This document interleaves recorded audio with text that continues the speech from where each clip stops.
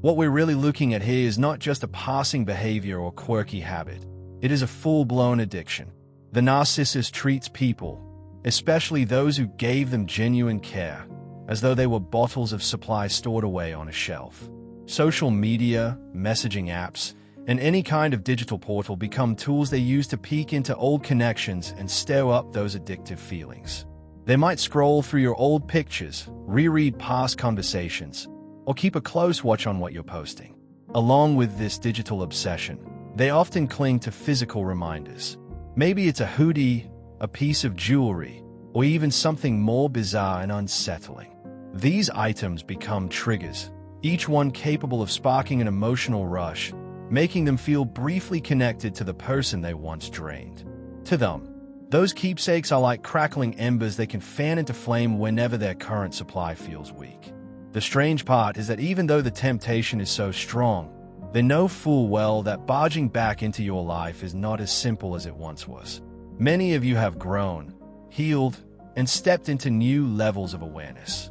You've recognized patterns, broken cycles, and started to reclaim your authenticity. Some of you are still new on this path, and that's okay. It's a journey. But whether you are fresh in recovery or far along in healing, you are no longer the unaware, easy target you once were. And the narcissist senses this. They recognize that the version of you they once had access to doesn't exist anymore. Instead, you've become the benchmark, the one against whom they measure everyone else. And here lies their problem. No matter how many new people they draw in, nobody matches the level of honesty, warmth, or decency that you once gave freely. It's also true that when you were in the thick of that relationship, whether it was romantic, a friendship, or even a work connection, you probably didn't fully recognize your own strengths. Many empaths don't see how special or intuitive they are until they've stepped away from toxic entanglements. You might not have realized how much light, care, or authenticity you carried, because you were surrounded by people who benefited from keeping you asleep. That's exactly why the narcissist was drawn to you. They sensed your worth even when you didn't. Now that you've woken up, the dynamic has changed completely. You've put distance between yourself and those toxic individuals, and in that space you've started to recognize who you really are. Meanwhile, the narcissist is left with their shelf of memories and trinkets.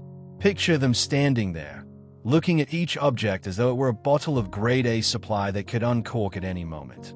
They may already have a primary source of attention right now, but no matter how much they take from that person, the memory of you lingers. They pick up an old item or glance through your old photos like someone staring at a drink they've sworn off but can't stop craving. And while it may look like longing or affection, the reality is much darker. This isn't about love, nor is it about missing you as a person. It's about addiction. It's about compulsion. They are desperate to feel the high that came from feeding off your energy, and those keepsakes and memories are their substitute until they find a way to sink their teeth into another supply source. This cycle is hard for outsiders to understand because it can seem obsessive, creepy, or even nonsensical. But when you see it through the lens of addiction, it makes sense. They are hooked on validation, hooked on the emotional rush of controlling and consuming another person's energy. That's why they hoard reminders, why they replay scenarios in their heads, and why they occasionally circle back through digital stalking or sudden, random contact. They are addicts staring at their stash, too tempted to throw it away, yet too aware of their loss to believe they can simply re-enter your life without resistance. And knowing that helps you. It reminds you that their pull is not a reflection of your worth to them as a human being. It's a reflection of their unhealed emptiness and their compulsive need for supply. When you strip everything down, whether we are talking about a narcissist, a sociopath, a psychopath, or any kind of toxic person, their core is always the same. They are dependent on supply. Supply is the lifeline that keeps them functioning. They may try to convince you otherwise by ghosting, discarding, or abandoning you, hoping to make you feel like you're the one who has lost something. But the reality is the opposite. They are the ones who cannot function without you. They need someone of your strength, your capability, and your potential in their orbit to maintain their sense of control and survival in the world. That is what you must come to terms with, because once you see it clearly, you begin to recognize just how much power you've always held in the dynamic. Many of you were ghosted or discarded not because you were weak, but because the narcissist could not keep you under their control. Even when you were not fully awake to what was happening, something in you resisted. You may not have had all the answers at the time, but you still carried resilience, and that made you harder to break than they expected. If you think back honestly, you probably recall moments when your spirit felt unsettled, when something about the relationship disturbed your peace. Even in the early stages, before things became obviously toxic, you never truly felt free, whole, or at one with yourself in their presence. That sense of incompleteness is something many of you are now working toward resolving, walking the path of healing, or perhaps already achieving. It is a journey toward liberation they will never take on their own, because instead of turning inward, they remain dependent on others to fill their emptiness. This dependency explains why they continue to carry the memory of you. No matter how many people they encounter, no matter how many replacements they attempt to line up, everyone else comes up short. It is not arrogance or ego for you to recognize this. It is simply the truth about what you gave and what they lost. You provided something authentic, something deeply rooted in decency and light, and they know it. What I want to impress on you, and what I always try to emphasize, is that this recognition is not about inflating your ego. It is about knowing your worth. Many people who find themselves in these situations struggle with self-esteem and don't yet recognize the value they brought. You may not have seen yourself as an empath, a chosen one, or a genuine soul while you were entangled, but deep down you knew you were different. That difference is the key. None of this means you are perfect, and that's not the point. Every one of us is a work in progress. Being chosen, being empathic, or being authentic does not mean being flawless. It means you are striving to grow, to align with truth, and to remain transparent in a world full of manipulation. The message here is that people who are false, inauthentic, or insincere will never resonate with this path, and they certainly will not resonate with this message. But you do, because you are learning to see your worth more clearly, even if you're still growing into it. And while you continue that process, the narcissist clings desperately to the memories of what you once gave, holding onto them like a lifeline, because they know they will not find the same authenticity anywhere else. Your absence speaks louder than any confrontation ever could. When you step away and stop responding, that silence becomes a message the narcissist can't ignore. You don't need grand gestures or mystical intervention to make them notice. Simply withdrawing your presence, going your own way, and holding your peace often communicates more to them than 1,000 arguments. In that quiet, something shifts. The narcissist begins to feel a strange fondness, a pang of loss, and even physical unease. They are used to extracting energy from you easily. When that supply dries up, it hits them hard. Remember, keeping up their lifestyle of charm and control takes enormous effort.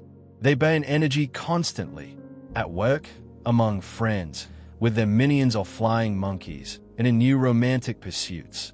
Yet when you disappear, all that frantic exertion yields little of the emotional payoff they expected. The contrast becomes painfully obvious. You once gave so much with little prodding, and now that access is gone. That realization makes them restless and desperate in ways that look like erratic behavior. Hoovering attempts, crank calls, fake profiles, and other manipulative stunts designed to coax you back. Meanwhile, they begin to reassess the people around them. The new sources of supply start to feel expendable. None of them match what you once provided. To the narcissist's frustrated mind, you occupy an almost idolized space they can't replicate. They won't likely tell you this directly, of course, but their actions reveal it. Frantic reaches, awkward attempts to reconnect, and increasingly strange tactics to regain control. They've painted themselves into a corner and now scramble to get out, often by lashing out at those closest or trying to manufacture drama to distract from their own emptiness. Let them live with the consequences of the choices they made. You don't owe them rescue, explanation, or reconciliation, especially if doing so would endanger your well-being. That said, life is rarely black and white. Relationships with narcissistic family members, elderly parents, or co-parents can be complex and painful. When responsibilities remain, children, caregiving, legal ties, the situation demands extra care, strategy, and sometimes professional support. Protecting yourself doesn't mean abandoning compassion. It means setting boundaries that preserve your safety and sanity. At the end of the day, your withdrawal is also a form of reciprocity. You provided stability, care, and presence for a long time. Now the balance shifts. The reciprocation you may witness from a narcissist won't look like genuine repair or mutual care. It often appears strange, self-centered, or performative because their way of returning what you gave is filtered through their need for supply, not through true remorse or growth. Recognizing that helps keep you grounded. Your healing and your safety come first, and their discomfort is a consequence of their own choices, not your failure. The way a narcissist reciprocates is strange and delayed.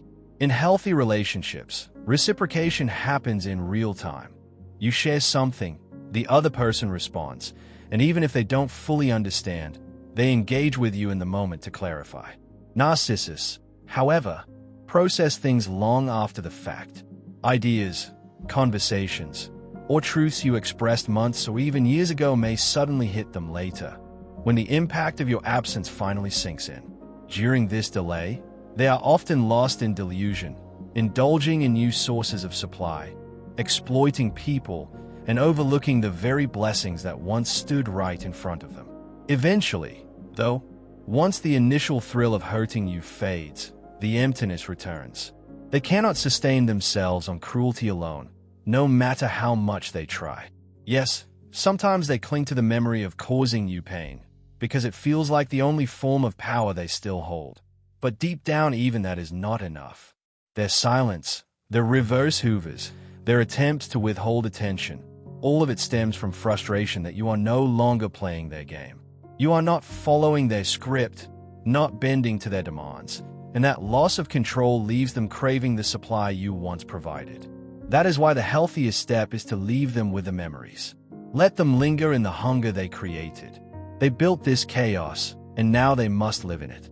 It is not your role to rescue them, fix them, or serve as their lifeline. Too many empaths fall into the trap of becoming Captain Save in their romantic relationships or even in friendships, rushing to heal people who have no desire to heal themselves. This only leads to more pain and more cycles of manipulation. Your responsibility is not to save, but to protect your energy for those who are truly decent and capable of mutual growth. That is the purpose behind sharing these insights. I know not everyone who listens will resonate. Some narcissists may even lurk in the comments. But my goal is to reach those who are ready, even if only for a brief moment, to see themselves differently and learn from both my experience and the lessons shared by others. So thank you for being here, for listening, and for supporting this work. If you feel called to book a session, donate, or otherwise contribute, your support means a great deal and helps keep this channel alive.